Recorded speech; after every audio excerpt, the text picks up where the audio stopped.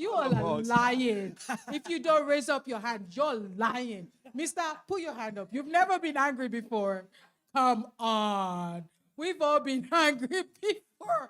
If there's blood in your body, in your veins, and in your heart, you've been angry before.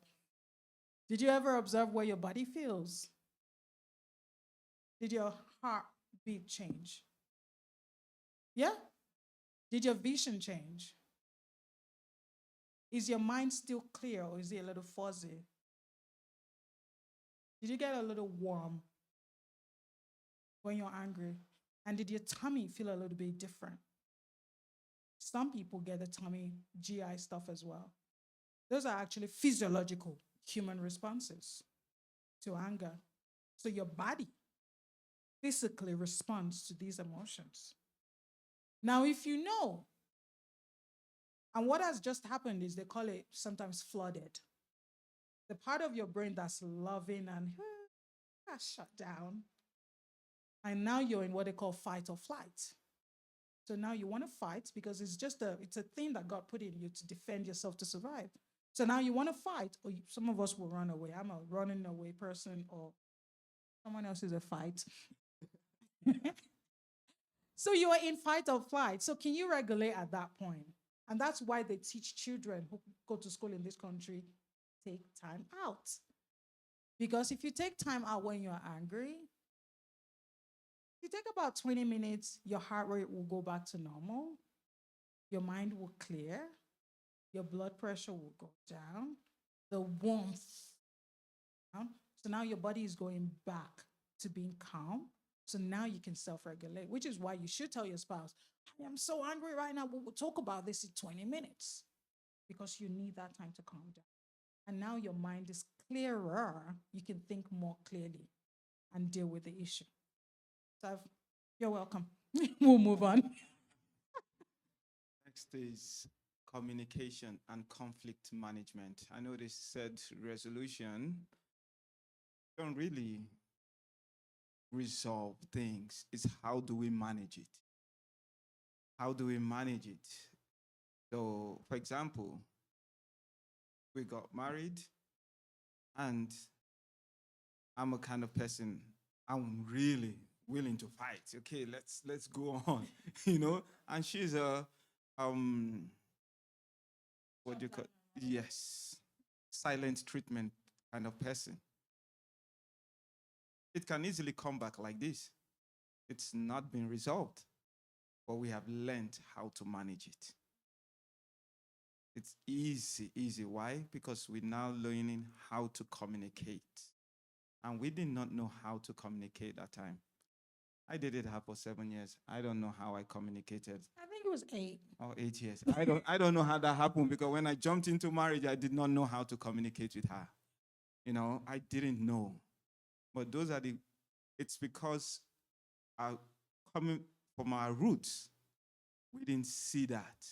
So when we jump into marriage, that's why I say we need to prepare because there are 4 types of communication. There's passive aggressive, there's an aggressive, and there's an assertive. I'll give you an example. The same example, 4 different ways. You know, aggressive, everybody knows. So imagine that she comes home or the children ask me a question and she answers it. Why are you answering it? You know, are they talking to you? What's wrong with you? Aggressive. Passive aggressive. You think you know it all, eh? You think you're so clever, eh? And the children ask you a question, you're answering it. So that's passive aggressive. Passive. What's passive? How would I describe? So passive, the same example. The children has asked them a question and I have answered. They will look at me, perhaps look a bit disappointed, walk off and slam the door. And then perhaps just doesn't say anything. He's hurt, but he just doesn't say anything. But the atmosphere changes because he's going to sulk around the house. He's going to probably look sad. I might talk to him now and it's just one word. What do you want to eat? Anything you cook. Are you ready to go to bed? I'm coming. So that's kind of passive. He's not fighting for himself. He's not telling me what's happened. And I may have done it. And this is a real thing. I used to just be a big mouth because I thought I know it all. Sorry. Most women are like that. We think we're just so clever. So I would answer the questions and it would, yeah. Yeah. So that's And passive. yeah, and assertive. And being assertive, you need to have that emotional environment, transparency, openness. It's a lot of work that we didn't see our parents do. So that's why I say we need to prepare for that before we get into marriage. There's no way you can. I didn't know how to be vulnerable in marriage at all. I felt like, man, if I'm vulnerable, she can easily eat me up. It's the truth because that's what I saw. So I saw that. So I know how strong my mom is. And she's a very strong woman. And my dad is more relaxed. So I saw that and I said, no, no, no, no, no, no. I can't be vulnerable to a woman. I can't be. Well, I knew what I wanted in my marriage. But then that communication, being assertive, baby, when the children asked me a question and you answered, it made me feel disrespected. So now I'm not tackling her. See that answer? It made me feel it's about my feelings. What she did, my feelings. So, but because we have now created that environment on how to handle the conflict, because if you are an aggressive speaker, the probability of you being an aggressive when you're handling a conflict, you'll be aggressive. There's no doubt about it. The people are speaking to us, especially when I was walking, and I'm hearing my colleagues speak to me. I'm thinking, Lord have mercy on this guy's husband. Lord have mercy on this lady's husband. Jeez.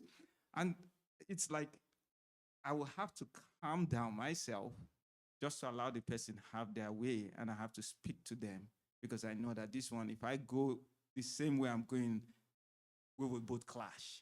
So I just relax, I calm down, I make my point, I move on. Because I'm trying to handle the conflict out. Because whatever you do at home, as I tell my children, you're going to take it out.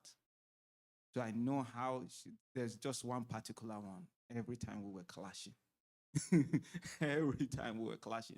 But we need to learn how to get into assertive communicator. We need to be assertive. Being assertive doesn't mean you are weak, but just that transparency to ensure that the marriage is getting that blessing. But the enemy doesn't want you to be assertive. You know, if you come from a home like ours, they might even be laughing at you and say, this one, you're already showing your feelings. You are becoming like a Westerner. I don't care. I truly don't care. You can laugh at me all you want. Well, I know my marriage, if you're laughing at me, mocking me, my marriage is 100 times better than yours. That's why you're mocking me. You can't just have what I have. You're not willing to do the work to get what I have. But if you do that work, I'm telling you, you will value what you have. How do I top that now? Having shared values and vision. Okay, this one's very, very important. So when we fall in love, right, this is one that we don't often talk about. And we're going to encourage you all to please talk about it. We had the good fortune of at least learning some basics before we got into marriage. So we had some of the things kind of nailed. How many children do you have? What type of church would we go to? And so on. So we had the basics. But having a shared value system is important because the home of origin he came from is totally different to my home of origin. The things they valued in his home of origin is different to the things they valued in my home of origin. And some of those things, why some were good and some were bad, then shaped my own value system, right? And then shaped his value system. So then you come into a family, and if you don't have a shared now man and wife valued system, what you have is he has a value system that is adapted from his home of origin that he wants to enforce. And if you're a strong woman who wants to use a voice, you also have a value system that you brought from your home of origin. that you want to enforce. So now we have problems because we have two people who are trying to enforce, perhaps in most cases, two different value systems. And when I mean value, what are your values? Spiritual life, right? In my home of origin, the way we grew up, it was go to church as many times as you can a week, i.e., I'm a pastor's child, right? So that meant that we were in church on Monday, on Wednesday, on Friday for night vigil, on Saturday for what do they call it when you go around the street? Evangelism. And then on Sunday, you are there from the morning till nighttime because you have to set up. You are the usher, you are the choir master, you are the everything. You are the Sunday school teacher, you are everything. So my life was geared around going to church just as many times as humanly possible a week. But that informed me to be actually like, no, I don't want to be like that. So when we were dating, funny, he had that. They went to church often and they would stay there for a long time, and I hated it. Because the way I grew up then that my value system was not going to be this go to church and stay there for forever. So you see how home of origin value has shaped me to actually want to kick against that. His growing up was not spend all the time in church, but then as they grew, they then became spend the time in church. No, And he tried to get me to go spend, well, we were in the UK. more There's time no than I would time. like. You got to go but pay your still- bills. but still more time than I would like.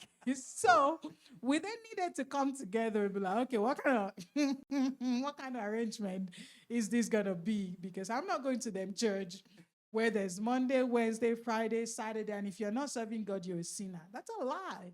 I don't need to work to earn my salvation. My salvation was a done deal. But growing up, it was as if I had to work for my salvation. Make sense? So then we had to reach a consensus. So what are your value system? And now our value system is relationship with God rather than this hyper kind of spirituality. So you have to figure that out. What are our joint values? What are our values around money?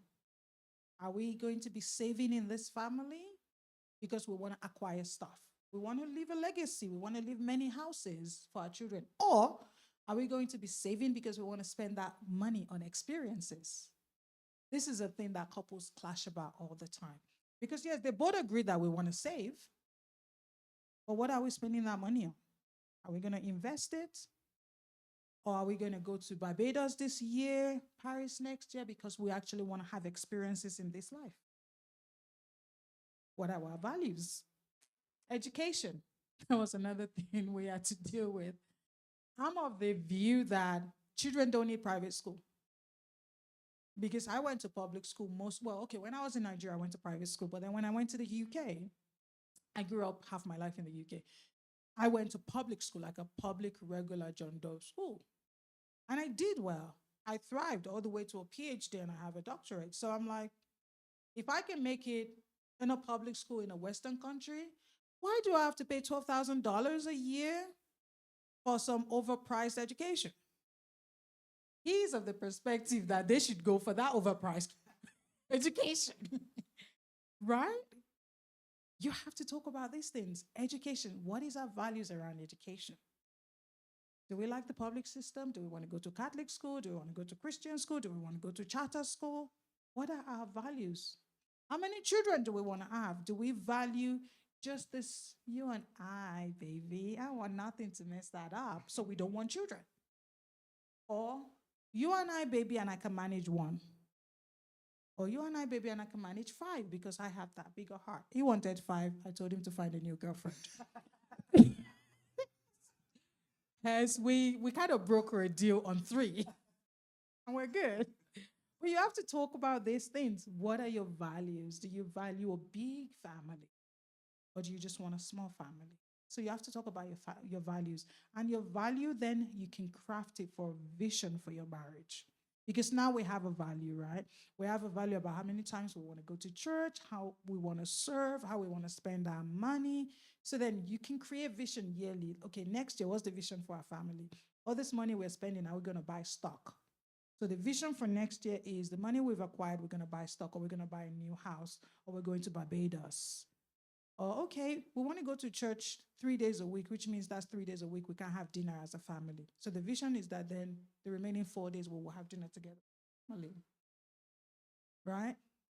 Okay, we value extended family and having big families. So then are we going to move closer to my parents, or are we going to move closer to your parents? How many times a week are they going to come into our home? Or is it just an open door policy? They can come anytime. Then the vision would be, okay, when I come home from work, we're all going to grandma's house. So we're going to have this kind of family experience. Your value then can shape the kind of vision you craft for your family. The next one is financial preparedness. That I wasn't prepared when I got married. nobody taught me about that, because that time when we were in the UK, it was like I was focused on getting my education, and that time I'll be using credit card, acquiring money, because I couldn't go back to Nigeria. There was no way, no way. No, that was this. It was non-negotiable. So I had to just keep it. 10,000 pounds, we'll pay it at the end of the our lifetime. But when we got married, we didn't sit down to discuss about money at all. But one of the good things was, like, growing up, I saw my mom. Your money is your money. My money is my money. And that brought a lot of division in the family. I said, no, I couldn't do that. That was one of the things in my head. Our money, one. We must be one in everything. It can't be one in our son name, one in our house, one in, our children. We are all everything. But when it's time for money, it's, hey, your money is your money, my money is my money. It's going to easily bring division, because it will bring a lot of triggers to me. Because I saw what that broke their marriage. Because easily, hey, daddy, give me 5,000. Mommy, give me 5,000. No communication, So I felt that needed to bring us together. But I was not prepared for that. And getting into marriage, I had over 5,000 pounds in debt. Over 5,000. I had money in the bank. And she had money in the bank. She is the saver. We need to know our personalities. There are different personalities, money personalities. She is the saver. I'm the spender. That's going to already clash in a marriage. You're already seeing there's already an issue there. So if you don't see something, if you don't face something, how are you going to fix it? So until you realize there are certain things, okay, how are we going to do this together? And that still goes back to what I was saying in being supportive and companionship, that blessing, because I did not know how to save. I didn't grow up saving. Oh, let's spend. You have the 3 girls first and 5 boys last. So boys, we just want to spend and spend and spend. And I grew up like that. And we need to, and that's where that grace also comes in that we're talking about. That having that grace, because if we're deciding to change in that area of finance, we need to have that grace for your spouse or your fiancé to say, okay, how are we going to do this? How are we going to do the budgeting? Because she's good in budgeting. So she had all the spreadsheet, the incoming, the outgoings, every single thing was there. It's okay. And that's that vulnerability. And through that, now I still like to spend, because I say, no, I don't want to get to heaven and say, okay, that's where my blessing is. I'm spending here. I always tell her, if by the time we're in the 90s and we're not spending as much, and she goes to heaven before me, I'm going to buy a Lamborghini, man. I'm going to hunt him if he spends all our saving on Lamborghini. So I'll be the only one at home. So it's not a problem. But it's about getting that personality right, and making sure you have the balance. So she knows that, okay, he likes to spend the money on certain things, and now she knows that she can't save too much, that she too has to spend. So it's a win-win for everyone. So you need to get that financial financial stability, you need to prepare yourself to say, hey, we need to do the work in this area. Transparency is important. I think with what my husband shared that he had debt, I knew about it. So I went into it willingly. It's not like I went into marriage and then it's like, so babe, have $5,000 in debts that is now your debts because you've married me. No, no, I knew all the way. Um, and we had a plan in place even before we were married on how we were going to start paying down these debts. So I took on that debt willingly. Now, we have heard of stories where one spouse has a lot of debt and they hide it from their spouse and then they get married. Of course, now you have the same address, right? So you're the debt collector is coming to the same address now. So there's no hiding anymore. And that hurts when you discover in marriage that your spouse had hid something that big, because that could be the difference between being able to buy a house or not being able to buy a house, right? So it's important that you please be transparent. Don't hide stuff from this person you're going to commit forever to. It's a bad way to start. I think it's me next. Family and cultural expectations. So this is another big area that young couples who are aspiring to marriage has to be aware of, and you have to talk about it, please, before you get married. Even if you're from the same country, the fact that you come from two different states or two different regions means there are cultural expectations that might differ. So, if you know anything about Nigerians, we have multiple regions, right? Which means, if you've heard our name, I'm Damilola. Anyone knows what culture that comes from? Yoruba.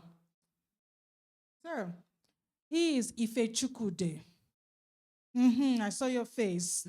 Does anyone know where that comes from? It's Igbo. So you have a Yoruba girl and a Delta boy or an Igbo boy. Ooh, I saw you. You're like, ooh. So you see why you have to talk about family expectations and cultural expectations. Because our dynamic of being, we're from the same country, but we're from two different regions. That alone has a different cultural expectation. I come from the region where thankfully my family are not like this, but my extended family, but my immediate family are respect. Yoruba people are big on respect.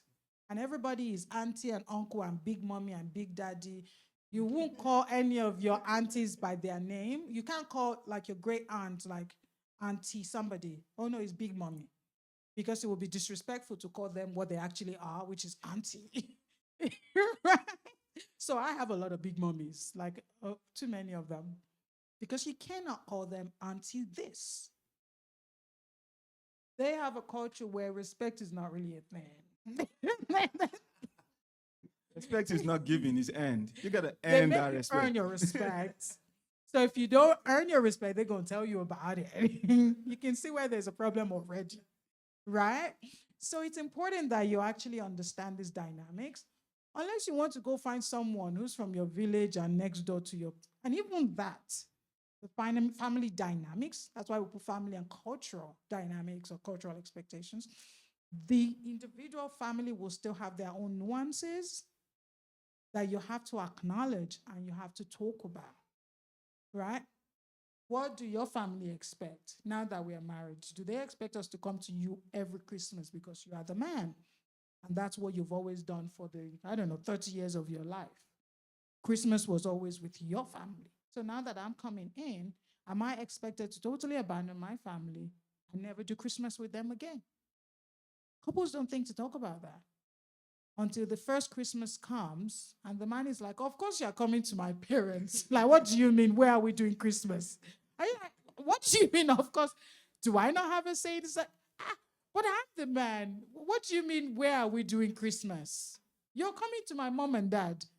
I mean, if your mom and dad are not here, you have a little bit of a get out of jail free card.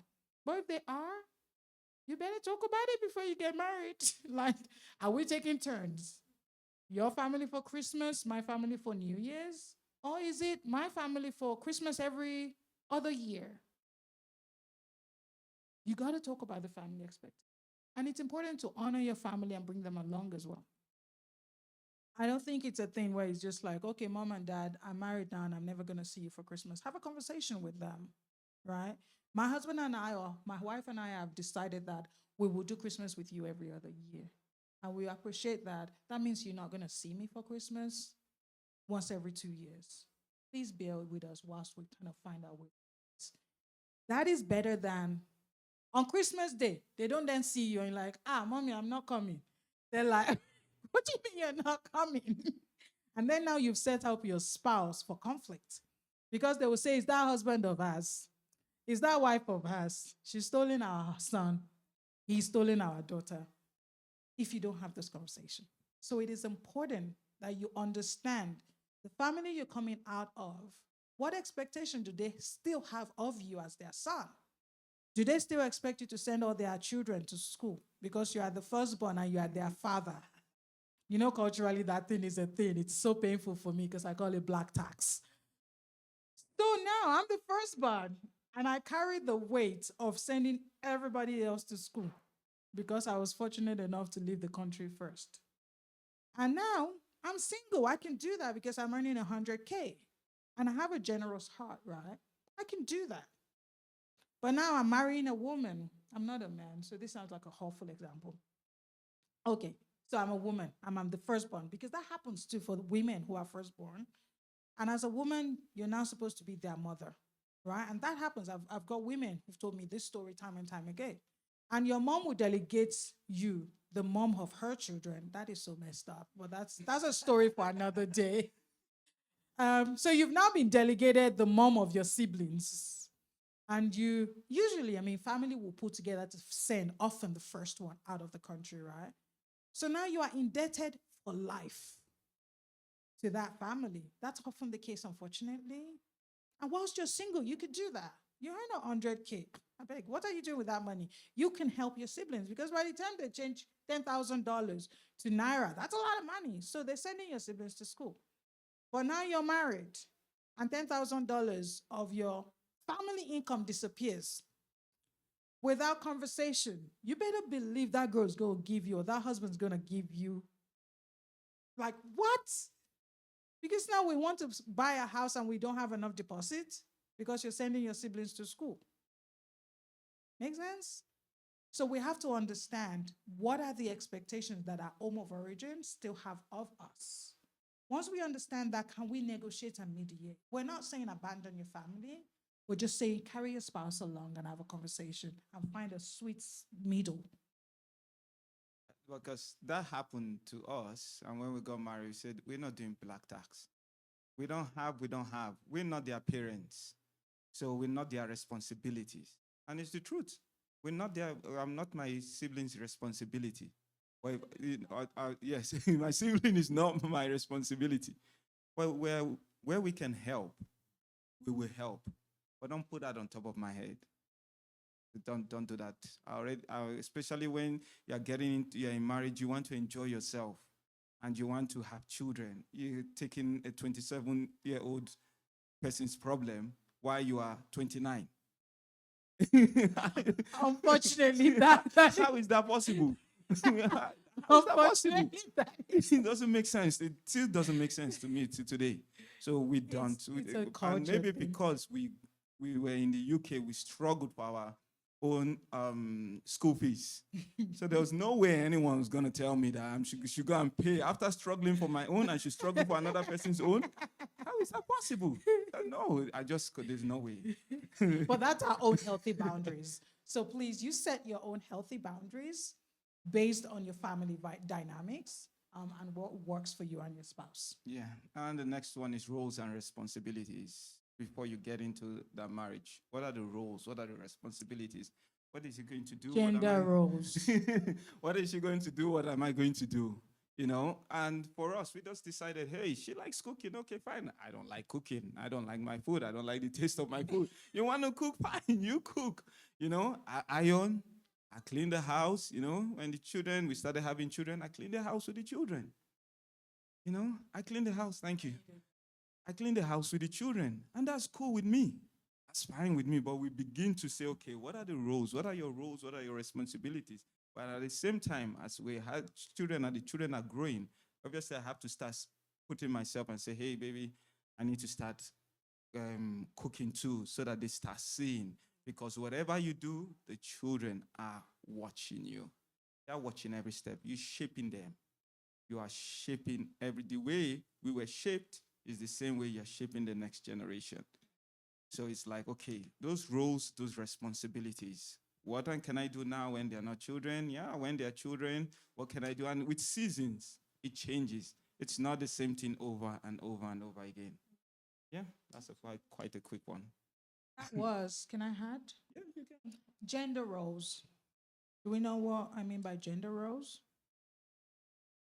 Some are nodding, some are not. So gender roles are usually informed by culture of origin. So the gender roles in Canada will be different to gender roles in Nigeria or elsewhere in Africa. And there are some cultures that have quite defined gender roles, i.e., the woman is supposed to carry the baby in the tummy, birth the baby. You're the one who's going to wash that baby, clean that baby, feed that baby because you're the woman. And the culture dictates that you're the nurturer, right?